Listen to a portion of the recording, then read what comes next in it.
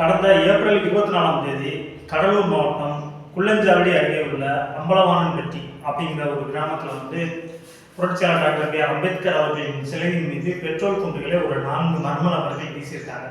இவங்க யார் அப்படின்னு பார்த்தீங்கன்னா, அந்த பகுதியில் வாழ்கிற ஒரு 10 பருவத்தை சேர்ந்தவர்களாம், அதாவது 19, 20, 21 வயசு இந்த நிலையில் உள்ள ஒரு வளரும் சமுதாயத்தை சேர்ந்த ஒரு இளைஞர்கள் தான். இவங்க வந்து இப்படி ஒரு தவறான பாதையில் செல்வதற்கு சில ஜாதி கட்சிகள் தான் முக்கியமான காரணம். அவங்க வந்து ஒரு சமூகத்தின் மீது வெறுப்பை விதைத்து கொண்டே இருப்பதனால தான் இத்தகைய இளைஞர்கள் அவர்கள் முன்னேறக்கூடிய பருவத்தை, அதன் 10 பருவம் என்பது டீனேஜ் அப்படிங்கிறது வந்து ஒரு முன்னேறக்கூடிய ஒரு பருவம். தன்னுடைய வாழ்க்கையில் நம்ம எத்தகைய பாதையில் செல்ல வேண்டும், நம்ம எத்தகைய முன்னேற்றத்தை அடைய வேண்டும், எத்தகைய உயர்கல்வி பெற வேண்டும் அப்படிங்கிற ஒரு நிலையில் உள்ள அந்த பருவம் வந்து அந்த சமூக இளைஞர்களை வந்து ஒரு தவறான பாதையில் வந்து இது அழைத்து சென்றிருக்கு. இத்தகைய சாதி கட்சிகள், இந்த மாதிரியான சாதி சங்கங்கள் வந்து இது பார்த்தோன்னா எப்படி இந்த 4 இளைஞர்களுக்கு இவங்க எப்படி பொறுப்பாக முடியும் அப்படின்னு பார்த்தீங்கன்னா, இந்த தலைவர்களுடைய பேச்சுக்கள் தான் அந்த இளைஞர்களை இத்தகைய தவறான பாதைக்கு கொண்டு செல்கிறது.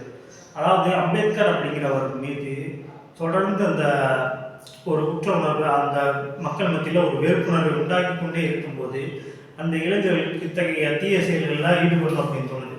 ஆனால் இத்தகைய தீய செயல்களில் ஈடுபடுறதுனால அவங்க எத்தகைய அவங்க வாழ்க்கையில் அவங்க எத்தனை ஒரு சிக்கல்களை சந்திப்பாங்க, அவங்க மேலே கேஸ் பதியப்படும், அவங்க வந்து ஒரு குற்றவாளி லிஸ்ட்டில் சேர்க்கப்படுவாங்க. அந்த ஏரியாவில் எந்த ஒரு பிரச்சனை இருந்தாலுமே அவங்க மேலே தான் வந்து போலீஸ் வந்து சந்தேகப்படுவாங்க. அப்படிங்கிற ஒரு பின்னாடி நடக்கக்கூடிய விஷயங்கள்லாம் அறியாமல் இந்த இளைஞர்கள் வந்து இந்த தவறான பாதையில் சென்று கொண்டாங்க. இந்த தவறான பாதையில் செல்லக்கூடிய இளைஞர்களை ஒரு நல்வழிப்படுத்துகிற ஒரு தலைவர்கள் வந்து உருவாகணும். அப்போது தான் சுதந்திரமான ஒரு சமுதாயம், ஒரு சகோதரத்துவமான சமுதாயம் உருவாகும். பிற சமூகங்கள் மீது குறை சொல்லிக்கொண்டே இருக்கின்ற இந்த சாதி தலைவர்களையோ, சாதி கட்சி தலைவர்களையோ, சாதி சங்கங்களையோ இந்த மக்கள் வந்து அடையாளங்கள் வந்து உடனே புறக்கணிக்க வேண்டும். ஒரு சமத்துவமான சமுதாயத்தை உருவாக்குவதற்கான தலைவர்கள் யார், அவங்க பின்னாடி தான் நம்ம செல்லணுமே தவிர சமூகத்தை பிளவுபடுத்தக்கூடிய எந்த ஒரு தலைவர்கள் பின்னாடி நம்ம செய்யக்கூடாது. அவங்க வந்து இந்த சமூகத்திற்கே கேடானவர்கள்.